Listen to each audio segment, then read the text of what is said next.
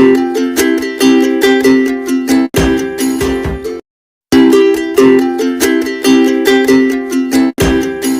lesson gives awareness about the negative impact of noise pollution on the human health and animal health. ये जो theme है ये आपको बताती है कि किस तरह से ये जो आपका लेसन है पढ़ना, जब आप पढ़ लेंगे तो आपको थीम क्लियर हो जाएगा कि आगाही देता है ये लेसन कि जी नेगेटिव इम्पैक्ट शोर की आलूदगी का मनफी असर, बुरा असर जो इंसान और इंसानी सेहत पर, जानवरों की सेहत पर हो रहा है वो बताएं, वो पता चल जाता है आपको। It describes the major contributors of noise pollution.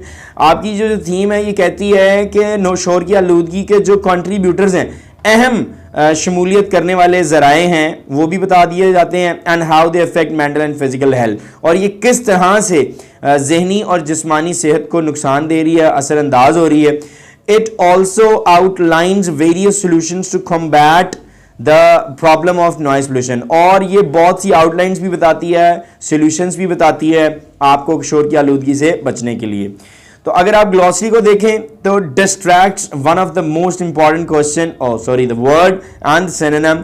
Distracts कहते हैं किसी चीज़ के अंदर खलल पेश करना या डिस्टर्ब्स करना, किसी को परेशान करना। इमेंस, ह्यूज को कहते हैं बहुत बड़ा, जिसको कह सकते हैं। मशरूमिंग, बढ़ने को कहते हैं। ग्रोइंग, इजाफा भी कह सकते हैं। एक्सेसिवली, एक्सट्रीमली, शदीद को कहते हैं। पेट्रोलिंग भी आपके बोर्ड के पेपर में आया हुआ है, डिफरेंट बोर्ड्स के पेपर में, तो इसको गार्डिंग कहते हैं, मोहतात रहना। So just put, why we just don't put a star on this patrolling. तो पेट्रोलिंग बहुत ज़्यादा इंपॉर्टेंट है। इंसोमनिया, स्लीपलेसनेस को कहते हैं, बेख्वाबी को कहते हैं। Irritant is also one of the important word from this glossary, तो इसे कहते हैं जी एनॉइंग। आप अगर परेशान हो रहे हैं तो that is something irritant, annoying करना। तो उसके बाद अगर आप नेक्स्ट पेज 115 पर जाते हैं, 115 पेज पर हम आ गए हैं, तो लिखा हुआ है जी कॉम्प्रीहेंशन। तो कॉम्प्रीहेंशन में जो पहला टॉपिक है, वैसे मैंने आपको बताया हुआ है कि कॉम्प्रीहेंशन कहते हैं जी तफहीम इबारत को। एक आपका पैसेज होता है, उसके नीचे सवाल दिए होते हैं और उसी पैसेज में से आपने जवाब लिखने होते हैं। इसी तरह आपका लेसन भी होता है। Cause and effect and solutions, आपके कॉज, वजूहात, असरात और इसके जो आंसर्स हैं वो क्या हो सकते हैं। Do you worry about pollution, क्या आप परेशान हैं आलूदगी की वजह से। Complete the table below with your partner, अपने पार्टनर के साथ, अपने स्टूडेंट फेलो के साथ इस टेबल को जो है मतलब आप इसको फिल करें, मुकम्मल करें, कंप्लीट करें। List the causes of noise pollution, आप वजूहात बताएं कि क्या शोर की आलूदगी की वजूहात है, उसकी फहरिस्त बनाएं। व्हाट आर देयर इफेक्ट्स, क्या उसके असरात हैं ये भी बताएं। Can you think of some solutions, क्या आप सोच सकते हैं कुछ हालात ऐसे जो मज़ीद हल किए जा सकें इनके मसाइल के बारे में। तो जैसे कि आपके सामने उन्होंने हेडिंग्स दी हुई हैं कि जी कॉजेज़ आपने लिखने हैं, causes of noise pollution, effects of noise pollution, solution. So अब हम ये टेक्स्ट बुक से सोल्यूशन की तरफ चले गए हैं। तो अगर आप कॉजेज़ ऑफ नॉइज़ पोल्यूशन को देखें तो सबसे ज़्यादा हॉर्न लोग बजाते हैं, वो भी फजूल किस्म का हॉर्न बजाते हैं। इससे शोर की आलूदगी के असरात क्या होते हैं, हम इरिटेबिलिटी आती है हमारे अंदर, हम परेशान होते हैं, हम इरिटेट होते हैं। इसका सोल्यूशन क्या है कि जी सख्त कवानीन जो हैं लगा दिए जाएं ताकि ये हारन को चेक किया जा सके कि कौन लोग हैं जो हारन बजाते हैं। उसके बाद अगर हम बात करें तो लिखा हुआ है कॉजेज ऑफ नॉइज पोल्यूशन क्या है, शोर की आलूदगी की वजूहात हैं। The following are the main sources and causes of pollution. मुदरजा झेल इसके जो हैं शोर की आलूदगी की वजूहात हैं वो आ जाएं नेक्स्ट पेज पर, हम देखते हैं कि क्या हैं। पहला कॉजेज अगर वजूहात देखें तो ट्रैफिक है, उसके बाद रेलवे स्टेशन हैं, बहुत ज़्यादा शोर की आलूदगी इससे मिलती है। एयरक्राफ्ट, हवाई जहाज़ हैं, जब हवाई जहाज़ सामने से गुजरता है तो बुरा हाल होता है। आपकी ये जितनी भी सनतें हैं वहाँ से अगर आप देख लें इतनी पोल्यूशन निकलती है, इतनी शोर की आलूदगी, आवाज़ निकलती है। कंस्ट्रक्शन इक्विपमेंट्स देख लें, जहाँ सड़क बनेगी, जहाँ पुल बनेगा, जहाँ ब्रिज बनेगा, वहाँ पर आपको ये मतलब कंस्ट्रक्शन इक्विपमेंट मतलब तामीराती आलात नज़र आएंगे और वो उनके शोर, that is the word use in the lesson, piercing और ग्रिलिंग वाला शोर होता है। हाउस होल्ड इक्विपमेंट, घरेलू आलात हैं, लोगों ने जनरेटर्स लगाए हुए हैं और भी बहुत से आलात लगाए हुए हैं, लाउड स्पीकर्स हैं, म्यूजिक सिस्टम्स हैं, आपके जनरेटर्स हैं, आपके अननेसेसरी हॉर्न हॉकिंग हैं। ये हैं जी आपकी शोर की आलूदगी की वजूहात। और अगर हम इफेक्ट्स ऑफ नॉइज पोल्यूशन की बात करें कि जी क्या effects of noise pollution create हो सकते हैं, शोर की आलूदगी के क्या असरात हो सकते हैं, तो following are the main effects of the noise pollution. First one is aggression, ये आपके चैप्टर से ही वर्ड्स लिए गए हैं। तो आपके अंदर जो एग्रेशन आता है ये सिर्फ शोर की आलूदगी की वजह से एग्रेशन आ जाता है, इंसान का जो है गुस्सा, जारियत बढ़ जाती है, इरिटेबिलिटी मतलब चिड़चिड़ापन सा आ जाता है, हाइपरटेंशन हद से ज़्यादा खून का दबाव, मतलब आप बहुत ज़्यादा हाइपर होने लग जाते हैं, हायर स्ट्रेस लेवल्स, दबाव का बुलंद लेवल जो होता है वो बहुत ज़्यादा आपको तंग करता है, परेशान करता है, हेयरिंग लॉस, समात का नुकसान हो जाता है शोर की आलूदगी से, रेस्टलेसनेस, अगर आप रेस्ट नहीं करते हैं तो ज़िंदगी में बेचैनी सी महसूस होती है, डिप्रेशन अफसरदगी को कहते हैं, इंसोम्निया बेख्वाबी में कहते हैं। अब बात करते हैं जी सॉल्यूशंस की कि अगर हमें इनके सॉल्यूशंस दे दिए जाएं तो वो क्या सॉल्यूशंस हो सकते हैं कि हम शोर की आलूदगी से बच जाएं। तो पहला तो सॉल्यूशन आप देख सकते हैं आपके सामने के स्ट्रिक्ट रूल्स लगाए जाएं, हारन को बंद किया जाए, ये जो लोग भी हारन देते हैं इनको बंद सख्ती से असूल लगाए जाएं और इनको बंद करवा दिया जाए। To raise awareness in people, लोगों में आगाही बढ़ानी चाहिए, this is the best solution कि आप जो है लोगों को बताएं, उनके अंदर अवेयरनेस पैदा करें कि जी ये बहुत इशूज़ हैं, आप इन चीज़ों से बचें। Formation of the legislation in this regard, आपको जो है कानून साजी करनी चाहिए और बनानी भी चाहिए ताकि आप शोर की आलूदगी से बच सकें। So now let's talk about the question answers and I have just told you कि ये जो comprehension का पार्ट है ये बहुत ज़्यादा important होता है। तो अगर आप पेज 115 पर देखें तो comprehension आपकी टॉप ऑफ द पेज पर लिखी हुई है। उसके बाद ये है कि अगर आप आंसर द फॉलोइंग क्वेश्चंस देखें तो how do you define noise pollution, first question है। उसके बाद how is transport a source of noise pollution है, how is the construction work a cause of noise pollution. मतलब ये डिफरेंट 6 क्वेश्चंस हैं जिसको आप देखेंगे कि अभी हम उसको सोल्यूशन के साथ समझेंगे। So here's your solution, Unit 11, Noise in the Environment, Comprehension, answer the following questions. How do you define noise pollution? शोर की आलूदगी की तारीफ आप कैसे करेंगे? Noise pollution is defined as any form of noise that disrupts normal functioning of life. अगर आप शोर की आलूदगी की तारीफ यूं की जाती है कि शोर की कोई भी शक्ल जो ज़िंदगी की मामूल की कार गुजारी के तसलसल को मुनक़ता करती हो उसे आप शोर की, अगर हम इसको इजी वर्डिंग में देखें तो शोर की आलूदगी से मुराद ऐसी कोई शोर की किस्म या कोई भी ऐसी शोर की किस्म है जो आपकी नॉर्मल फंक्शनिंग ऑफ लाइफ, आम रोज़ा ज़िंदगी के कामों को खलल पैदा करती है या उसमें खलल पैदा करती है, वो शोर की आलूदगी कहलाती है। तो अगर आप क्वेश्चन नंबर 2 देखें तो क्वेश्चन नंबर 2 के अंदर लिखा हुआ है जी how is transport a source of noise pollution. तो ये जो ट्रांसपोर्ट है ये किस तरह से शोर की आलूदगी है। Excessive use of vehicle horn is a main source of noise pollution. ये जो बहुत ज़्यादा व्हीकल हॉर्न मतलब ये जो मोटर गाड़ियों के हारन है बजाए जाते हैं उसकी वजह से इसका बहुत ज़्यादा इस्तेमाल की वजह से सोर्स बन गया नॉइज पोल्यूशन का।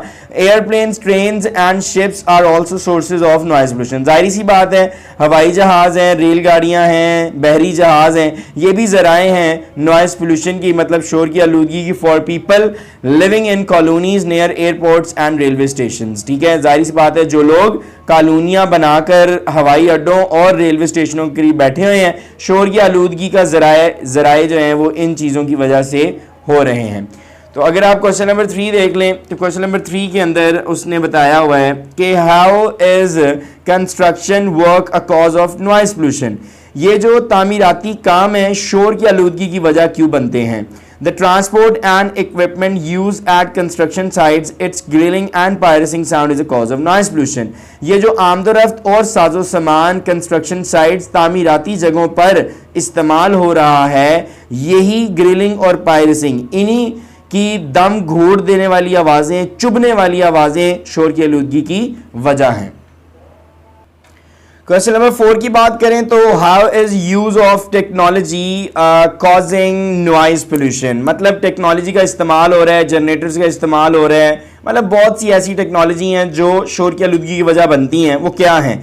Technology based things produce damaging sound, इसमें कोई शक नहीं है, जो भी टेक्नोलॉजी बेस्ड चीज़ें होंगी वो बहुत ज़्यादा नुकसानदेह आवाज़ पैदा कर रही हैं, विच इज़ फ्रीली ऑडिबल, और वो बहुत ज़्यादा सुनाई देती हैं, मतलब वो कानों के पर्दों को बहुत ज़्यादा इफेक्ट करती हैं। That's the use of technology is causing noise pollution, यही वजह है जो इसी तरह टेक्नोलॉजी जो है शोर की आलूदगी की क्या बन रही है, वजह बन रही है टेक्नोलॉजी का जो इस्तेमाल है। उसके बाद क्वेश्चन नंबर 5 की अगर हम बात करें तो लिखा हुआ है कि why is noise dangerous for human health. तो ये क्वेश्चन बोर्ड में भी बहुत मरतबा आया हुआ है, तो उस पर अगर हम थोड़ा सा फोकस करें तो इंसानी सेहत के बारे में आप अगर जानते हैं तो ये किस तरह से शोर जो है ये खतरनाक बन रहा है इंसानी सेहत के लिए। Noise is dangerous for human health, ये तो सबको पता है, शोर की आलूदगी या शोर जो है वो इंसानी सेहत के लिए बहुत बड़ा खतरा है।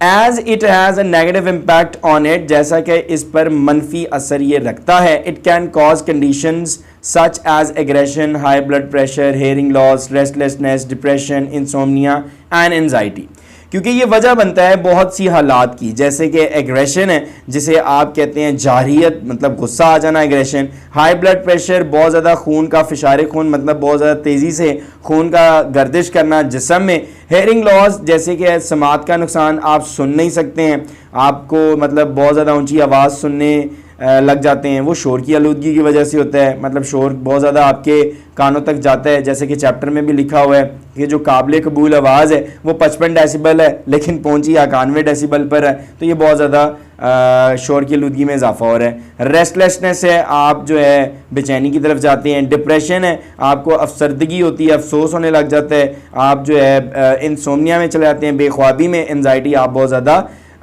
कर्ब मतलब आप उसको कह सकते हैं परेशानी जैसी कैफियत में मुब्तला से हो जाते हैं। So the last question of your chapter for the comprehension, that is what kind of precautions may reduce noise. अब आपने सारा चैप्टर पढ़ तो लिया है, लेकिन आप ये भी तो साथ बताएं कि इसकी प्रिकॉशनरी मेजर्स क्या हैं, मतलब हदायती इक़दामात क्या हैं, ऐसी कौन सी प्रिकॉशंस हैं, ऐसी कौन से तदाबीर हैं, हदायत हैं जो शोर को रिड्यूस कम कर सकती हैं इलेक्ट्रॉनिक डिवाइसेस से आने वाली। आपने जो म्यूज़िक और टीवी ऊंची आवाज़ से सुनना शुरू किया हुआ है, सबसे पहले तो उसको स्ट्रिक्टली प्रोहिबिटेड करें, मतलब ममनू करें, सख्ती करें, जी ये क्या हो रहा है, ये नहीं होना चाहिए। Excessive use of electricity generators and loud speaker is residential areas. अब ये जो इलेक्ट्रिसिटी जनरेटर्स हैं और लाउड स्पीकर्स हैं ये रिहायशी इलाकों में चलाए जाते हैं, ये बिल्कुल भी नहीं ऐसा होना चाहिए, इनको बिल्कुल डिस्करेज करना चाहिए, इनकी हौसला शक्नी करनी चाहिए। The government of the Pakistan should frame rules, frame मतलब बनाने हैं, ये पाकिस्तान की हुकूमत को चाहिए कि ये असूल बनाएं इन दिस रिगार्ड, इस सिलसिले में, मतलब शोर की आलूदगी के सिलसिले में, और सख्ती से नाफिज करें, इन्फोर्स करें, अप्लाई करें, मतलब इम्पोज करें them to reduce noise pollution, ताकि शोर की आलूदगी को कम किया जा सके। So let's talk about page number 115, exercise C. In paragraph 3, 4, 5, 6 and 7, the writer is describing the cause, effect and solution of noise pollution. आपने आइडेंटिफाई तो करना है इन तमाम पैराग्राफ्स के बारे में, लेकिन उसके साथ साथ समराइज भी करना है। तो आपने कॉज 1, कॉज 2 और कॉज 3 को मतलब 3 वजूहात बतानी है, साथ ही उसके इफेक्ट्स भी बताने हैं और साथ ही उसकी सॉल्यूशंस भी बतानी है। The writer describes that no noise coming from different modes of transport is the cause of noise pollution। मतलब राइटर ये बता रहा है इस चैप्टर में कि ये जो नॉइज कमिंग मुख्तलिफ ज़राए से जो शोर आ रहा है, आमदोरफ्त के मुख्तलिफ ज़राए से जो शोर आ रहा है, is the cause of noise pollution, यही तो वजह है। इंक्रीज इन व्हीकुलर ट्रैफिक, ये जो मोटर गाड़ियों की ट्रैफिक बढ़ रही है, अनवारंटेड हार्न बजा रहे हैं ड्राइवर, ये भी इमेंस पोल्यूशन देता है, राइज टू इमेंस पोल्यूशन देता है, मतलब शोर की आलूदगी में इजाफा करता है। It is highly stressful for human communities, the transport used eight construction sites, it's sharp sound is a big cause of noise pollution.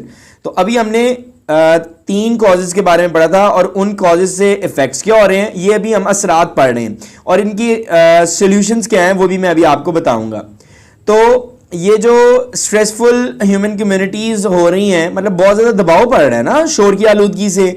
आमदो रफ्त जो है इस्तेमाल होती है, जो कंस्ट्रक्शन साइट्स पर कोई रोड बन रहा है, कोई फ्लाईओवर बन रहा है, उसकी बात हो रही है।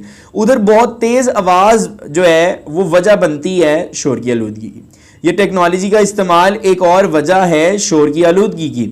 इलेक्ट्रिसिटी जनरेटर्स में make sharp noise and put other residents ill at ease, बिल्कुल इसमें कोई शक नहीं है। ये जितने भी बिजली के जनरेटर हैं इनकी बहुत तेज़ आवाज़ होती है जो हमारे रिहायशियों को इल एट एज करती हैं। ठीक है जी। उसके बाद आप देखें, if I am not wrong, just let me clear the screen, now it's fine. तो listening to TV on loud volume is also source of noise pollution। अगर आप टीवी को ऊंची आवाज में सुन रहे हैं वो भी आपके लिए शोर की आलूदगी है। उसके बाद अगर आप देखें टू ओवरकम, अब यहां से सॉल्यूशन स्टार्ट हो गए हैं। To overcome this issue people need to develop civic sense. इनको चाहिए कि ये शहरी समझबूझ पैदा करें। नेगेटिव इंपैक्ट हो रहा है ह्यूमन हेल्थ पर, जो भी इंसानी सेहत है उस पर मनफी असर हो रहा है। It can cause condition such as aggression, blood pressure, stress. अब ये वजूहात भी बन रही हैं। एक तो आपको ओवरकम बताया जा रहा है किस तरह करना है कि आपने शहरी समझबूझ को बढ़ाना है, उसको बढ़ाने की जरूरत है, और ये हमारी इंसानी सेहत पर मनफी असर डाल रहा है। और ये वजूहात ये भी बन रहा है, मतलब शोर की आलूदगी की वजूहात ये भी हैं कि इंसान के अंदर जो है बहुत ज़्यादा गुस्सा आ जाता है, फशारे खून मतलब हाई ब्लड प्रेशर हो जाता है, स्ट्रेस दबाव आ जाता है, हेयरिंग लॉस, समात का नुकसान हो जाता है, रेस्टलेसनेस बेचैनी और इंसोम्निया, ख्वाब बेख्वाबी। Noise can seriously affect student learning and concentration. इसमें कोई शक नहीं है कि ये जितने भी तुलबा हैं उनकी तवज्जो में ये हर्ज है, वो कंसंट्रेशन के साथ पढ़ रहे होते हैं और बाहर शोर की आलूदगी होती है और मतलब शोर बहुत ज़्यादा होता है तो उनकी कंसंट्रेशन में बहुत ज़्यादा फ़र्क पड़ता है, उनकी लर्निंग में बहुत ज़्यादा फ़र्क पड़ता है, मतलब असर होता है। The government should control unwanted noise levels. अब ये सोल्यूशंस हैं कि हुकूमत को चाहिए कि वो गैर जरूरी शोर की सतहों पर काबू पाए। Furthermore it should ensure smooth traffic flow, block noise emitting vehicles. अब ये भी सोल्यूशन है कि मजीद हुकूमत को क्या चाहिए कि वो कम अज़ कम जो है जो ट्रैफिक का बहाव है उसको तो आहिस्ता करे, स्मूथ करे। और ये जो मोटर गाड़ियां रोड पर चलती हैं इनमें जो शोर निकालने वाली हैं इनको बैन कर दें, ब्लॉक कर दें, और जहां पर ज़रूरी है वहां पर ये नॉइस बैरियर्स को लगाएं। उसके बाद the residential society should come forward. ये जितने भी रिहायशी लोग हैं, कॉलोनी हैं, टाउन्स हैं, इनके लोगों को आगे आना चाहिए और असूलों को बनाना भी है और नाफिज भी करना है, लागू भी करना है उन्हीं इलाकों में जहां पर ये गैर ज़रूरी प्रोड्यूसिंग एजेंट्स मतलब आवाज़ पैदा करने वाले चीज़ें जो हैं इस्तेमाल हो रही हैं उनको चेक करें। तो इस तरह से आपकी कॉजेज़ भी आपको नॉइस पोल्यूशन की पता चल गई, आपको इफ़ेक्ट्स असरात भी पता चल गए कि असरात क्या होते हैं। उसके बाद आपको सोल्यूशंस पता चल गए कि आपने नॉइस पोल्यूशन की सोल्यूशंस को किस तरह मद्देनजर रखना है, हुकूमत को क्या चाहिए कि वो ये इकदाम करें। अब आपने वोकैबुलरी देखी है जी आपके सामने 116 पेज पर, 116 पेज पर वोकैबुलरी आपको दिखाई जा रही है जिसके अंदर उसने कहा हुआ है कि जी write the synonyms of the following words. मतलब इन तमाम चीज़ों के जो भी आपको वर्ड्स दिए गए हैं इनके आपने सिनोनिम्स लिखने हैं। डिसरप्ट खलल को कहते हैं, मुदाखलत को कहते हैं, न्यूजेंस तकलीफ दे, पायरसिंग चुभने वाली, रैपिड तेज़ी से, अनमोनिटर्ड गैर जरूरी जिसको अननेसेसरी कहते हैं। उसने साथ आपको पैराग्राफ भी मेंशन कर दिए हैं जी, फलान फलान पैराग्राफ में ये वर्ड हैं तो काइंडली आप इनके सिनोनिम्स लिखें। तो आपके सामने मैंने सिनोनिम्स भी निकाल दिए हैं। डिस्टरप्ट्स, इंटरप्ट्स को कहते हैं मुदाखलत, न्यूजेंस अनॉयंस मतलब परेशानी, रैपिड तेजी मतलब फास्ट, पायरसिंग चुभने वाली मतलब शार्प, अनमॉनिटर्ड अनचेक्ड मतलब गैर जरूरी जिस पे पड़ताल नहीं की जा सकती। अब वो एक्सरसाइज बी पेज 116 में क्या कहते हैं, how many words can you form from these root words. मतलब अगर आपके पास पोल्यूट है, अगर आपके पास कंस्ट्रक्ट है और तीसरा वर्ड जो है वो आपके पास डेवलप है, आप इन वर्ड से मजीद कितने और वर्ड्स को कंस्ट्रक्ट कर सकते हैं, मतलब बना सकते हैं। आप इसको सफिक्स के तौर पर भी यूज़ कर लें, आप इसको जो है इन वर्ड्स को प्रीफिक्स के तौर पर भी यूज़ कर लें, इनसे वर्डिंग आप क्रिएट कर कर अभी बताएं। तो ये मैंने कुछ वर्ड्स जो हैं, पॉल्यूट से पॉल्यूशन, पॉल्यूट से पॉल्यूटर, पॉल्यूट से पॉल्यूटेड। अगर आप कंस्ट्रक्ट देखें तो कंस्ट्रक्ट से कंस्ट्रक्शन, कंस्ट्रक्ट से कंस्ट्रक्टिव, कंस्ट्रक्ट से कंस्ट्रक्शनल, कंस्ट्रक्शनल और कंस्ट्रक्टर। तो इसी तरह डेवलप से डेवलपमेंट, डेवलपर और डेवलपिंग और डेवलप्ड। तो मतलब डेवलपमेंट और डेवलप्ड और डेवलपर, डेवलपिंग, ये वो वर्ड्स हैं जो हमने इनसे अखज़ किए हैं। तो अगर आप देखें और मज़ीद वर्ड्स यहाँ पर, तो मैं आपको बता दूं कि एक्सरसाइज सी आपके सामने है कि चूज़ 5 वर्ड्स, आपने चूज़ 5 वर्ड्स करने हैं जो भी आपने बनाए हैं और इनको रूट वर्ड्स को इस्तेमाल करते हुए अपने जुमले में बनाएं। So you can just see कि अभी हमने वर्ड्स कंस्ट्रक्ट किए थे और अब उन्हीं वर्ड्स से हम जुमले बना रहे हैं। जैसे कि मैंने पोल्यूट से पोल्यूशन बनाया था, तो मैंने पोल्यूशन का वर्ड इस्तेमाल करके अब जुमला बना रहा हूँ, noise pollution is a serious problem in Pakistan. फिर मैंने कंस्ट्रक्ट से कंस्ट्रक्शन बनाया, तो कंस्ट्रक्शन का मैं जुमला बना रहा हूँ, this building is under construction. फिर मैंने कंस्ट्रक्ट से कंस्ट्रक्टिव देखा, तो मैंने कहा his teacher played a constructive role in his character building. फिर मैंने डेवलप से डेवलपिंग बनाया, Pakistan is a developing country. So now let's talk about the page 117 which is grammar. Transitional devices actually होती ही क्या हैं, मतलब हमें पता ही क्यों नहीं चलता इन लोगों, मतलब इनके बारे में। तो हम अगर ट्रांजिशनल डिवाइसेस को देखें तो transitional devices are words and phrases that connect parts of your writing. ये ट्रांजिशनल डिवाइसेस वो वर्ड्स, वो नामुकम्मल जुमले हैं जो राइटिंग के हिस्सों को आपस में मुंसलिक करती हैं या जोड़ती हैं। They think sentences and paragraphs together to maintain continuity of ideas. ये जुमलों को और पैराग्राफ को इकट्ठा बरकरार रखती हैं और आइडियाज को तसलसल में रखती हैं। The following is a list of some commonly used transitional words और फ्रेजेस। अभी कुछ हमारे पास मौजूद हैं दर्जेल फहरिस्त, जिसमें आप ट्रांजिशनल डिवाइसेस को बता सकते हैं वो कौन सी हैं। अगर हम एक पहला वर्ड देखें तो एडिशन लिखा हुआ है। एडिशन कहां पर यूज हो सकता है? Again, besides, finally, further, furthermore, too, next, ये तमाम ट्रांजिशनल डिवाइसेस की मिसाल है। उसके बाद अगर आप कंपैरिजन की बात करें, but, yet, on, other hand, however, nevertheless, मतलब अगर आप किसी चीज को, जुमले को, फ्रेजेस को, वर्ड्स को, पैराग्राफ्स को अगर जोड़ रहे हैं, कनेक्टिविटी में रखना है आपने, उनको हम ट्रांजिशनल डिवाइस कहते हैं। इस तरह एडिशन में भी किसी चीज को बढ़ाना है तो उसके लिए भी आपने एक वर्ड यूज करना है, ठीक है, वो आपको बता दिया गया है। अब एम्फसाइज क्या है?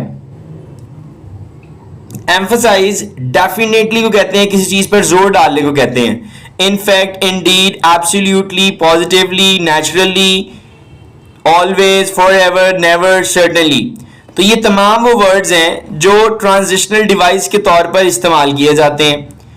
तो अगर हम अब सीक्वेंसिंग को देखें तो सीक्वेंसिंग या sequencing, first, second, third, next, then, following, मतलब सीक्वेंसिंग के लिए अगर कोई वर्ड यूज होता है तो that is actually first, second, third, मतलब ये भी ट्रांजिशनल डिवाइसेस के तौर पर इस्तेमाल होते हैं।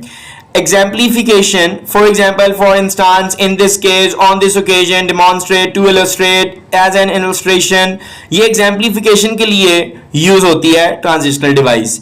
समराइजेशन के लिए, in brief, on the whole, summing up, to conclude, in conclusion, therefore, accordingly, thus, as a result, consequently, इन तमाम चीजों को समराइजेशन के तौर पर as a transitional devices use किया जाता है।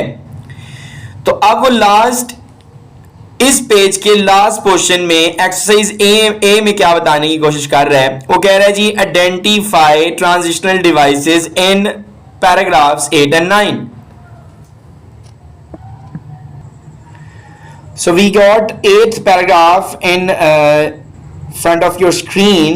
Noise pollution is a serious issue and, तो जिधर and है, I have just underlined that 3 words। तो ये किसी भी दो जुमलों को जोड़ने वाला एडिशन टाइप है ट्रांजिशनल डिवाइस। तो उसने कहा था कि 8वें पैराग्राफ में आप जो है बता दें हमें जितने भी ट्रांजिशनल डिवाइसेस हैं। तो हमने पढ़ा था ट्रांजिशनल डिवाइसेस आर वर्ड्स, तो ये वो वर्ड्स हैं जो जुमलों को आपस में जोड़ते हैं, तो that are transitional devices. Let's talk about the page 118 page पर क्या है जी, read the sentences and insert appropriate transitional devices in the blanks given below. तो ये सारे आपने जुमले रीड करने हैं, उसके बाद आपने ट्रांजिशनल डिवाइसेस को इनपुट करना है। तो जैसे कि आप पहली ऑप्शन में देख सकते हैं, उसने लिखा हुआ है कि it was announced that the doctors salaries would be increase dash doctors ended the strike as a result. तो हम यहां पर ऑप्शन लगाएंगे एज अ रिजल्ट की। It was announced that doctors' salaries would be increased as a result. The doctors ended their strike. उनको बता दिया गया कि आपकी सैलरियों को बढ़ा दिया जाएगा, तो इसलिए उन्होंने नतीजा के तौर पर स्ट्राइक को खत्म कर दिया। Amjad is an excellent teacher. Dash he explains the subject matter very well. तो dash मतलब for example, वो एक बहुत अच्छा टीचर है। For example, मिसाल के तौर पर वो सब्जेक्ट को बहुत अच्छे से एक्सप्लेन करता है and make sure that all students understand the concepts, और ये भी यकीन दिलाता है कि तमाम तुलबा जो हैं उसको कॉन्सेप्ट को समझें। तो उसके बाद आप थर्ड पर देख लें, अगर आप थर्ड पे देख सकते हैं तो Amina speaks English very well, however she does not assist, ठीक है, however she does not assist, मदद नहीं करती अपनी दोस्तों की in learning to speak English. वो बहुत अच्छी इंग्लिश बोल लेती है लेकिन अपने दोस्तों की मदद नहीं करती है। The government has levied more taxes, ये आपकी रिव्यू एक्सरसाइज के अंदर एमसीक्यूज भी आपको मिलेगा। तो इसके साथ आपने लगाना है बट, बिकॉज ये ट्रांजिशनल डिवाइसेस हैं, ठीक है जी। But the salary structure has not been improved. Salma is a good speaker dash she also writes very well. In addition Salma is a good speaker. In addition she also writes very well. अब चलते हैं। So our next topic is adverb clause. As you can see on your screen, this is the term of grammar. Page 118 पर ही अभी हम काम कर रहे हैं, जो कि adverb clause है। An adverb clause होता क्या है जी, group of words होते हैं which does the work of an adverb. It usually begins with an subordinating conjunction such as after, because, until, where, while, unless, as, when, since, if, though, wherever. ये group of words हैं जो एक adverb की तरह काम करते हैं। adverb clause क्या होता है जी, group of word हैं जो adverb की तरह काम करते हैं और जो शुरू होते हैं subordinating कंजंक्शन के साथ, जो कि उसने आपको एग्जांपल्स में लिख दी है। उसके नीचे ही एक एक्सरसाइज गिवन है जिसमें उन्होंने पूछा हुआ है कि आप हमें बताएं कि अंडरलाइन करना है आपने, underline adverb clauses in the following sentences also encircle the subordinating conjunction. तो आपने इसके अंदर सबऑर्डिनेटिंग कंजंक्शन भी अंडरलाइन करना है और यू में सेट वेयर यू लाइक के अंदर आपने subordinating conjunction plus adverb clause भी अंडरलाइन करना है। सो पहले जुमले की बात करते हैं। तो लिखा हुआ है you may sit wherever you like. तो group of sentence, group of words के अंदर आपने देखना है कि आपके सामने वेयर एवर यू लाइक लिखा हुआ है, if you can see on screen. तो ये जो वेयर एवर है ये आपका सब ऑर्डिनेटिंग कंजंक्शन है। Wherever you like adverb clause है। उसके बाद अगर आप देखें तो if he works hard, if he works hard he will pass if he works hard. तो ये जो इफ है ये आपका सब ऑर्डिनेटिंग है और बाकी group of words adverb clause कहलाते हैं। उसके बाद we shall wait here until you came, ठीक है जी। अंटिल जो है वो आपका सबऑर्डिनेटिंग कंजंक्शन है। अंटिल यू कम जो है ये तीनों वर्ड्स एडवर्ब क्लॉज कहलाते हैं। I did not buy it because it was very expensive. Because it was very expensive. तो बिकॉज आपका सबऑर्डिनेटिंग कंजंक्शन है और इट वॉज वेरी एक्सपेंसिव, ये सारा ग्रुप एडवर्ब क्लॉज कहलाता है। ठीक है, a group of words which does the work of as adverb, adverb के तौर पर ये काम करे। अगर आपको एडवर्ब क्लॉज का पता नहीं है तो आपको एडवर्ब का भी नहीं पता। तो पहले तो आपको एडवर्ब का पता होना चाहिए। A word that add information in a verb, verb के अंदर, यहां पर वर्ब क्या है आपका, बाय है। तो बाय के अंदर इंफॉर्मेशन का इजाफा हो रहा है कि मैं खरीदूंगा तो सही लेकिन मैं बहुत ज्यादा एक्सपेंसिव खरीद लूंगा, तो इस वर्ब के अंदर इजाफा हो रहा है। ठीक है जी, एडवर्ब जिसे कहते हैं। तो अ ग्रुप ऑफ वर्ड्स बन जाएंगे तो वो एज एन एडवर्ब काम करेंगे तो एडवर्ब क्लॉज कहलाएंगे। Do it before you forget, आप कर लें इससे पहले कि आप भूल जाए। ठीक है जी, ये आपका जो बिफोर है ये आपका सबऑर्डिनेटिंग है, जैसे बिकॉज सबऑर्डिनेटिंग था। तो उसके बाद जो आपका यू फॉरगेट है, मतलब ग्रुप ऑफ वर्ड्स हैं, ये एडवर्ब क्लॉज है। So let's talk about page 119, D exercise, supply suitable adverb clauses. यहाँ पे सब fill in the blanks थी and I have just wrote in my writing कि आपको ये clear हो जाए। Nobody likes him as he deceives everyone, मतलब धोखाधही को कहते हैं deceives, और as यहाँ पर एक सब ऑर्डिनेटिंग जो है आपका कंजंक्शन है और उसके बाद ग्रुप ऑफ वर्ड्स पे अगर आप फोकस करें तो वो सब के सब एडवर्ब क्लॉजेज हैं। उसके बाद she sings exactly after having training in music, after having training in music, ये सारा का सारा एडवर्ब क्लॉज है। एडवर्ब क्लॉज मैं फिर बताता चलूं, एडवर्ब को जाहिर करने वाले group of words adverb clause कहलाते हैं। I will not go out if it rains, if it shall remain principal, ठीक है, of this college until my contract expires, मैं तब तक रहूंगा जब तक मेरा कॉन्ट्रैक्ट एक्सपायर नहीं हो जाता। When I was unavailable, I spoke to his brother, जब मैं मुयस्सर नहीं था मैंने इसके भाई से बात कही। अगला क्वेश्चन है, यूज द फॉलोइंग सब ऑर्डिनेटिंग कंजंक्शन इन सेंटेंसेस, ये सारे सब ऑर्डिनेटिंग कंजंक्शन है, आपने इनको कहां पर यूज करना है, अपने जुमलों में। सो ये आपके बिल्कुल एक्सट्रीम लेफ्ट पर सारे सब ऑर्डिनेटिंग कंजंक्शन लिखे हैं और ये उनके सेंटेंसेस लिखे हुए हैं। आपने बस थोड़ा सा फोकस करना है और इस पर कॉन्सेंट्रेट करना है कि मैं क्या बताने की कोशिश कर रहा हूं। सिंस एक सब ऑर्डिनेटिंग कंजंक्शन है और उसके बाद Nasir has not phoned me since he went to Karachi, उसने मुझे अभी तक फोन नहीं किया जब से वो कराची गया हुआ है।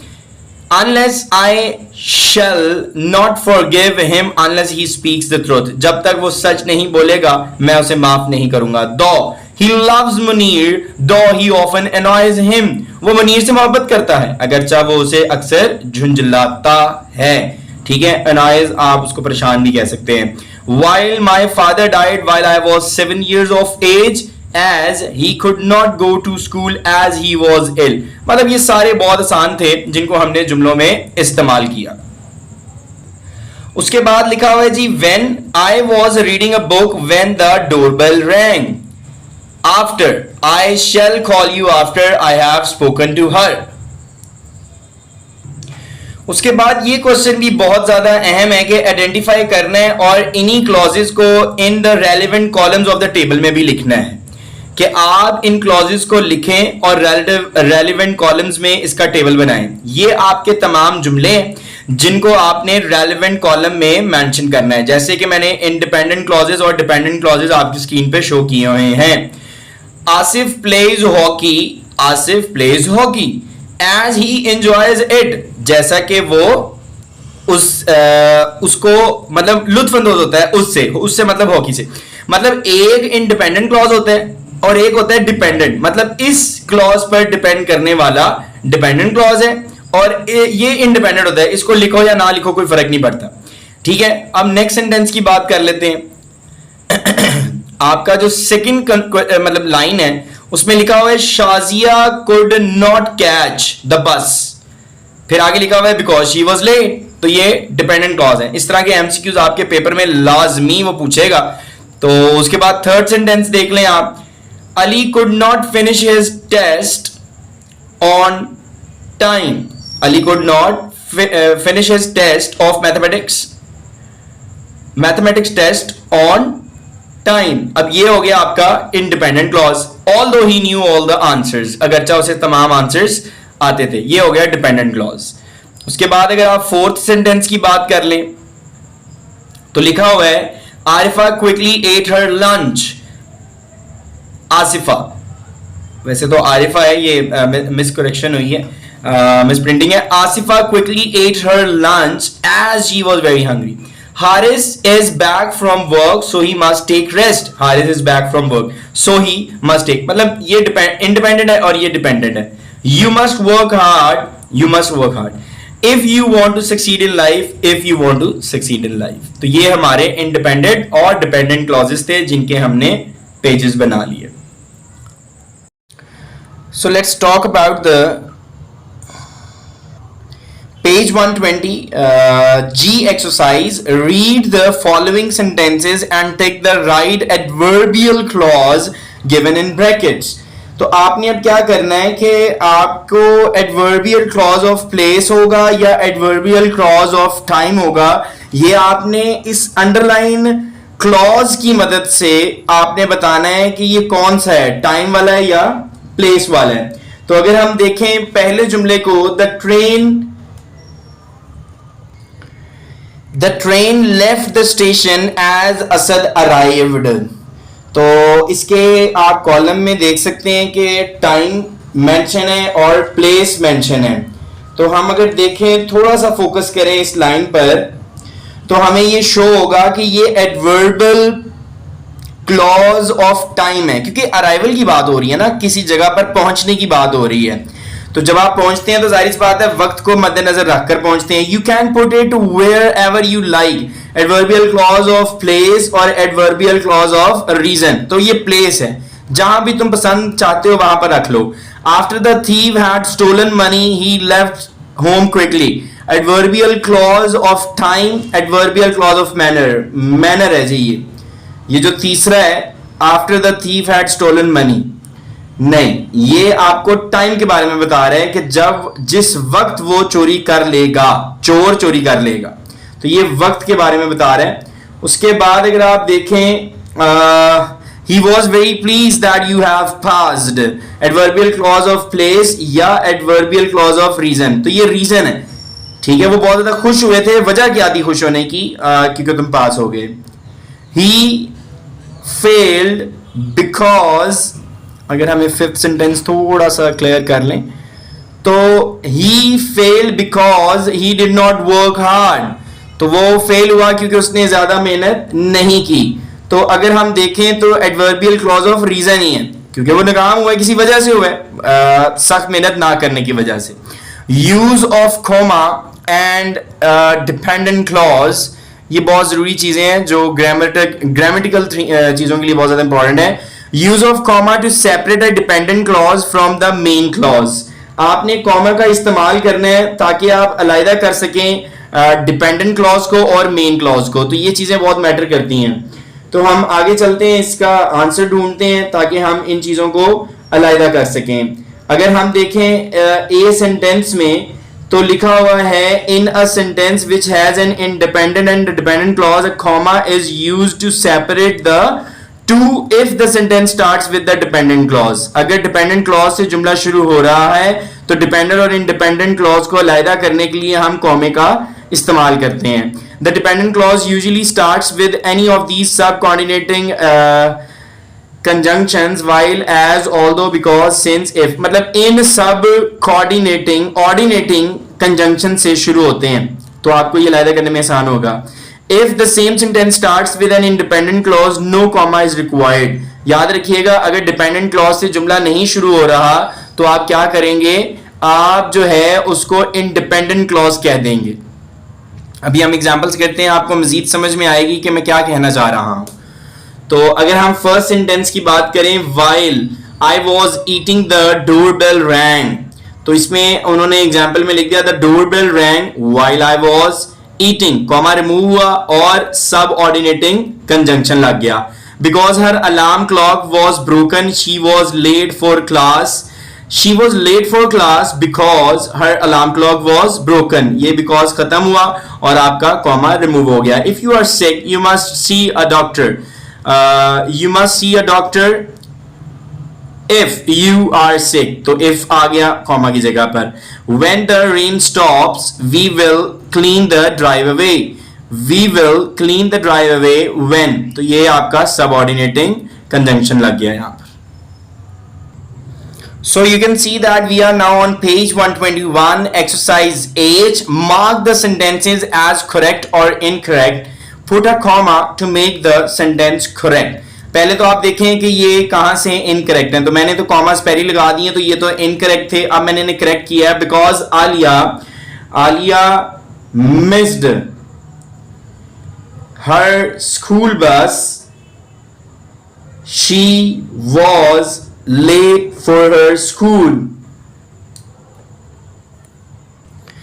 तो इसमें आपने करेक्ट और इनकरेक्ट तो पहले मार्क करना है. उससे मैं आपको पहले बताता चलूं कि यहां पर इंडिपेंडेंट और डिपेंडेंट क्लॉज लगे हुए हैं, ठीक है. उसके अंदर आपने इनको अलग-अलग करना है कॉमे की मदद से. एक चीज तो ये है. लेकिन किसी जुमले में अगर ऐसा कुछ नहीं लगा हुआ, दैट्स मीन वो तो करेक्ट है. तो हमने करेक्ट और इनकरेक्ट तो पहले लगा लिए कि कौन से जुमले करेक्ट हैं और इनकरेक्ट हैं.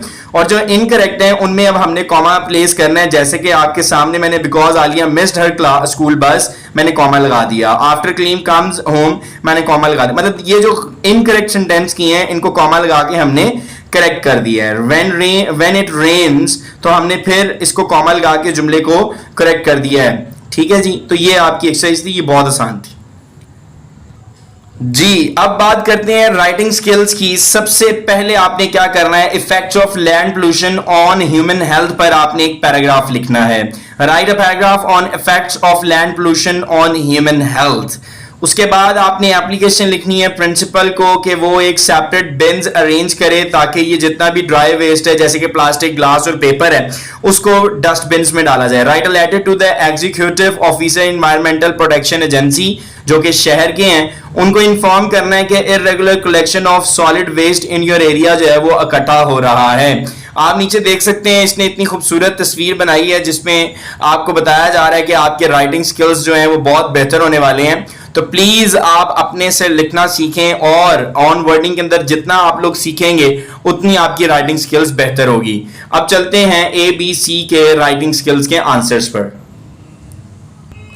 सबसे पहले तो हमने इफेक्ट्स ऑफ लैंड पोल्यूशन और ह्यूमन हेल्थ पर एक पैराग्राफ लिखना था. Noise pollution has a negative impact on human health. ये आपके मतलब पैराग्राफ को शो कर रहा है. ये पूरी 4 से 5 लाइंस. ये जो शोर की आलूदगी है ये बड़ा मनफी असर इंसान की सेहत पे डालती है. It is a biological stressor.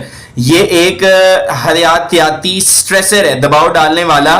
And can cause conditions as aggression, और ऐसी कैफियत मसलन के जारियत, नॉर्मल से ज्यादा खून का दबाव. मतलब ये चीजें हमने पहले भी पढ़ी हुई थी लेकिन रिपीट हो रही हैं. Such as aggression, hypertension, high stress levels, hearing loss, restlessness, insomnia, anxiety, bad temper and emotional stress. ये क्वेश्चन आंसर्स में मैंने आपको पूरा पैराग्राफ क्लियर किया हुआ है. So this is basically writing skills पर जो आपने एक पैराग्राफ लिखना था कि किस तरह हमारी जमीनी आलूदगी इंसान की सेहत पर असरात को नमूदार कर रही है.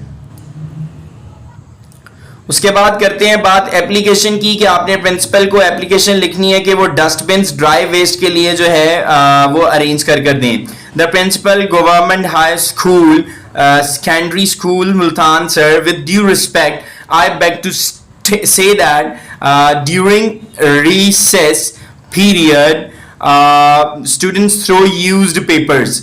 तो सर जब हमारी ब्रेक टाइम होती है, जैसे रिसेस पीरियड कहा जाता है, सर ये जो बच्चे हैं ये कागजात को फेंकते हैं. तो वो जो जूस के बॉक्सेस और बोतलों को फेंकते हैं टिथर इन स्कूल प्रेमिसेस, मतलब स्कूल के जगह पर. There are no separate dustbins in our school where students could throw in dry waste. तो यहाँ पर अलग डस्टबिन नहीं है. तो काइंडली अगर आप हमें ड्राई डस्टबिन इकट्ठे करते हैं जिसमें ये चीज़ें फेंकी जाएं. Therefore it is requested that beans may kindly be placed on various spots. तो मैं आपसे गुजारिश करता हूँ कि ये जो कचरे की टोकरियाँ हैं ये मुख्तलिफ जगहों पर फॉर दिस पर्पज, इस मकसद के लिए रख दी जाएं. Thanks your obediently Hamid Ali. कुछ भी लिख सकते हैं, क्लास 9 का आपका स्टूडेंट. जी अब बात करते हैं खत लिखने की, जो कि आपने executive officer environmental protection agency को लिखना है, जो कि शहर के ऑफिसर हैं, और इनको इन्फॉर्म करना है इरेगुलर कलेक्शन हो रही है जी सॉलिड वेस्ट की हमारे इलाके में।